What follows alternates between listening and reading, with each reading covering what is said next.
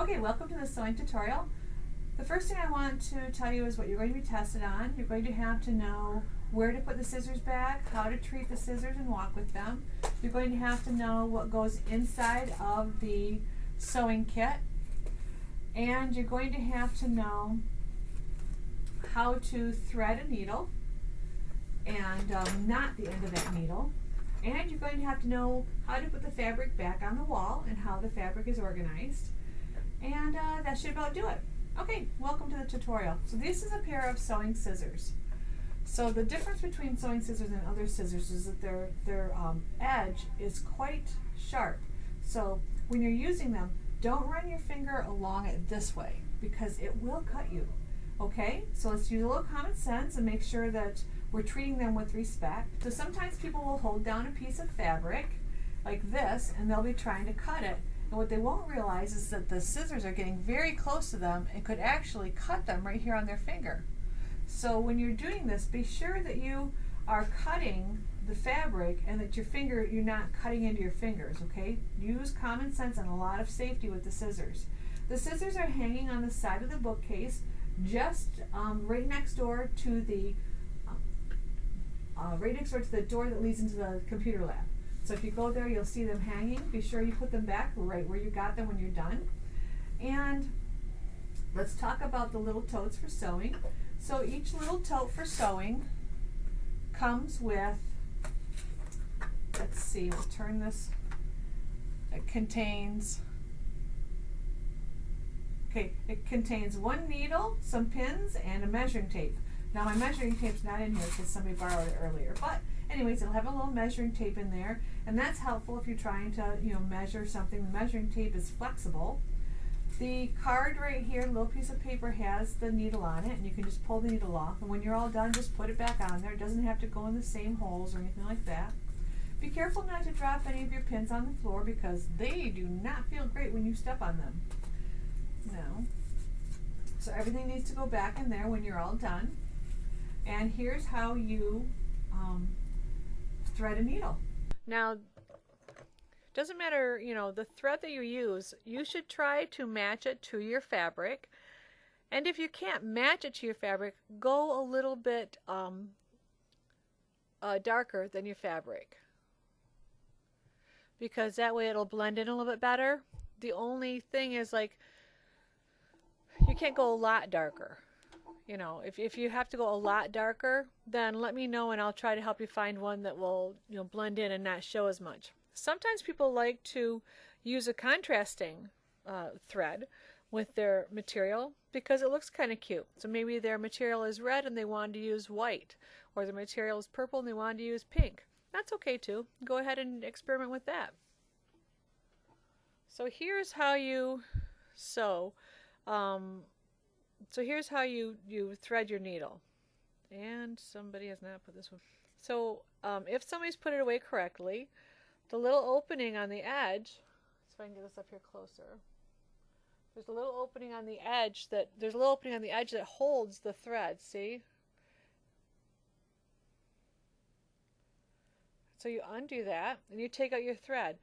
Now, one of the things is people are always like, oh, I don't want to use very much thread, I'm just going to cut that much thread. Well, you can barely sew with that. I always say, hold the thread in your hand and take up at least to your armpit of thread. And that will give you a good amount of thread to work with.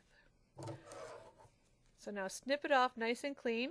And then, because you're a good person and you want to leave this thread in a nice way for the next person, you go ahead and put that back in that hole for them. And then snip off whatever extra is hanging out. So that's just like that. And that will prevent this type of a mess, where you can see that people haven't been doing that. And now we've lost a lot of thread and it's just a hot mess in here.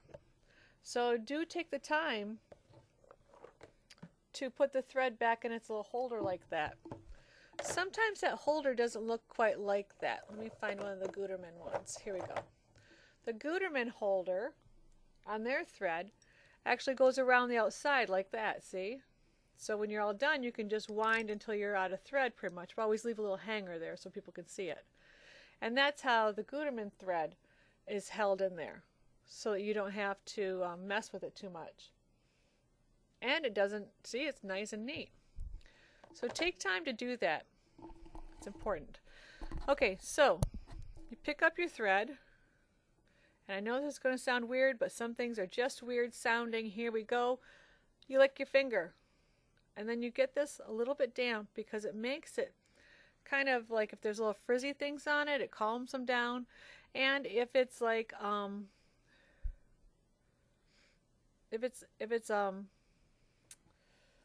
light thread, you know, lightweight thread, then it will give it a little more body, so it'll help you out. So there, we got it threaded through this needle, and then you bring up the two ends so they're together here. Now here is the way you do it. So I lick my thumb a little bit, give it a little bit of a something here, and then I take the top of my thumb and I put it, let me see, move this up here a little bit closer. This is something I kind of get used to. Take the top of my thumb and I'm holding down this thread on my finger. Wrap this around so it goes right in front of it. See that? And then just roll the two together. See? And then, still holding it, pull. Makes a nice, neat little knot. Always, the knot will always, you know, turn up right at the end when you do it that way. So it's a nice, neat knot. And there you've got it. That little trick right there will probably take you quite a few times to learn, but it's worth it. Trust me, take time to learn that. I mean, even if you have to just sit there threading and unthreading for a few minutes, do it. Alrighty then, let's take a second here and talk about fabric. Now, our fabric that comes here is all donated fabric. So sometimes you'll get a lot of one kind, sometimes you'll get just a little bit of it, but it's all still fabric. And as an environmentalist myself, I want to make sure that we are taking good care of the stuff that we have.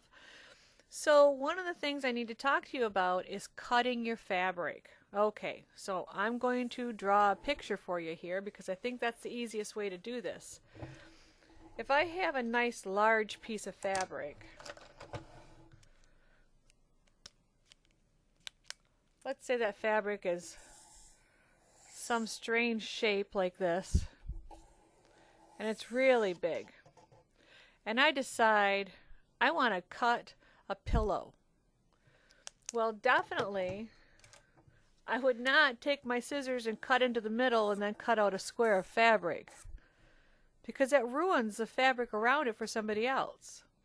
Whenever you're cutting your fabric, always make sure that you cut your fabric from the very edge of the fabric, whatever you're going to need. And if you're not sure how big you need it to be, take a few seconds and draw it out and cut it out of a piece of paper first, or use a measuring tape to measure it out and check the size. I think that so far in the makerspace, that's been the biggest waste of material there is that people aren't stopping to use a measuring tape and measure it and see how much of this do I really need. So they'll cut off a huge hunk, and then later on they'll be like, oh yeah, I cut off too much. So now they're going to cut off like 4 inches on the side. So now we have this really long piece of 4-inch wide material that nobody can use for anything. So I'm asking you to first draw out what you're going to use. How many times have I said that in the makerspace? The first thing you should probably do is to stop and get a plan in place, right? Just think about what it is you wanted to make and draw a picture of it. So that will help you out immensely when you're cutting out the fabric. Okay, so, and you can see how it does this little kind of loop over. You want to get as close as you can to each of them so that it stays together very well. If you go way out here, it's not going to look nice together. And one other thing I do often when I'm doing an edge like this, sometimes I'll bring the thread around like this so that when I sew it, the thread gets caught in itself like that, and it makes this little mini knot. See? So I hold the thread up there with my one finger, bring my edges together here, and then see how it gets caught in itself? Makes a nice little mini knot for me. Okay, so that's one type of sewing right there that you can use to sew an edge together. But sometimes you're not going to want to sew an edge together. Sometimes you're going to sew something down the middle or make a nice decorative stitch. So let me show you how that does. So what you do with that is put the needle in here and then bring it back up again. You don't want to leave a lot of space between it because you're going to want to be able to get in between there. So then you look right here, put the needle in between. See, here's that and that. Put the needle in between there and come up in a nice straight line on the other side. See? So you're kind of back stitching over yourself, and it makes that stitch nice and tight. Right in there. Right out there. And that makes the stitches nice and tight. See them? They're nice, neat little row. So I got that one a little too close. If you get it too close, you're not going to be able to get back in there again. But that used to be the big thing when I was a kid, is how tiny you could make your stitches. And I could make them really tiny. That's back when I could see things. Okay, so you're getting at how you would sew now? So you would put it in here then. See, here's the start and the end. Put it in here between them. And let it come out the other side. And you just push it up through so you've got that little nice straight little line. Back in here again. Back out of here again. And that's a nice straight stitch way of stitching. Okay, so now let's say I was done, that this is finished and I'm all done with it. Now, one way to do it is to make your last stitch like you're going to do, but instead of pulling the thread all the way through like you normally would, hang on to this little loop for a second. Bring your needle through it, see? And do that a couple of times, because that way you've got a nice neat little knot. Now, it always happens. Let me knot my thread again, just like I showed you. Rolling it together and pulling it out. Nice little knot. It always happens that somebody will forget. They'll get sewn along and they'll forget what they're doing. And they will end up with no thread whatsoever. They'll be like, oh no, Mrs. Spinner, I've run out of thread and my needle's at the end and I don't have any thread left to knot it with. So if that happens, let me just real quick do a couple of stitches here. Then just cut the needle off just cut the thread off at the needle. I'm going to pretend like it's too small here. Separate out those two pieces of thread and tie them like you'd tie your shoe in a knot. Okay? Then you still got a nice little knot there. It's harder to do because you have less to work with, but just tie a knot as you would in your shoe. Everybody knows how to tie a knot in their shoe. So just do that. Okay, so now that that's done, let me show you. See how we made all of our stitches here? Now remember, this is now the wrong side, the inside of my fabric, because I've made a stitch there. So if I were done with this, I would turn this inside out. Turn it inside out here, so that on the outside, all you see is something nice and pretty. See? And if this stitching were orange thread and not green, like I purposely used green so you could see what I was doing, but if this stitching were orange, you wouldn't even be able to tell where the stitches were. They're so nice and tight. So then you'd make yourself a little pouch. Maybe put a snap here or a button or something. And that would be, let me see here, pull it up a little bit, a little carrying pouch for something, see? Sometimes when you're sewing, you're going to be in the middle of sewing, and I'll give you the 2-minute warning. When you hear that 2-minute warning, that's time to clean up. It doesn't mean you have 2 more minutes to sew, you guys. You have to clean up when I tell you to clean up. So the 2-minute warning tells you right then, start cleaning up, because you're going to need that 2 minutes to get yourself together. You have to put away your fabric, and if you got it and it was rubber band together in a box, then you need to roll it back up again, not scrunch it up, but roll it back up again, put a rubber band back around it, put it in the right box. That way it'll be nice and neat for the next person who comes in. You need to put your pin back on the card, put it back in here, and be sure all the pins are in here, your needle. Put your needle on your card, put the pins in here, put your measuring tape in here. Now sometimes you'll be in the middle of sewing, and I'll call that 2-minute warning, but you've got your thread all threaded up with thread, and you're in the middle of actually sewing. You don't have to tie it off at that point. Just leave your sewing needle in with your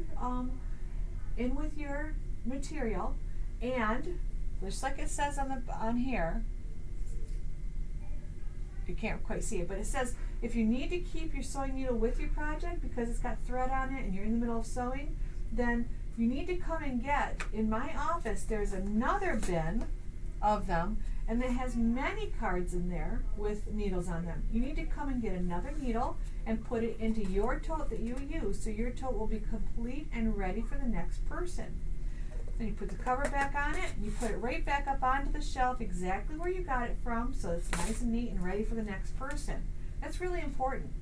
I have been having some problem with people folding up large amounts of fabric and putting them into their tote, and into their bag, and that's not very fair to the people around us. Remember, we're only making things that are small, about 1 foot by 1 foot or 18 inches by 18 inches, nothing larger than that. These are just small projects.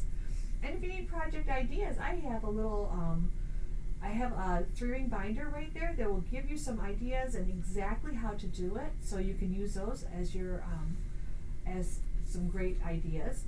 Now also, when you're cleaning up, another thing that I need for you to remember is that if you're in the middle of sewing something and you want to save it, that's okay. Grab a bag off the shelf where the bags are at, and you'll see that there's a little tote there that has in it some scrap pieces of paper, and there's a pencil next to it. You need to put your name, your teacher's name, and today's date on it and put it in there. Now if I see something that's up there and that hasn't been updated, so like every time you take it out and if you have to save it again, change that date. Because if I see bags up there that haven't been touched in a couple of weeks, I'm probably going to call you down and ask you if you're going to finish it or not. Because if you're not, then I'm going to take the pin out of it and get it back into the totes for somebody else to use. That bag goes on top of the bookcase down on the end where all the Imagination Station supplies are. So that completes my part here. Okay, so here's what you'll be tested on. You're going to have to know about the scissors and how to use them safely and where to put them back.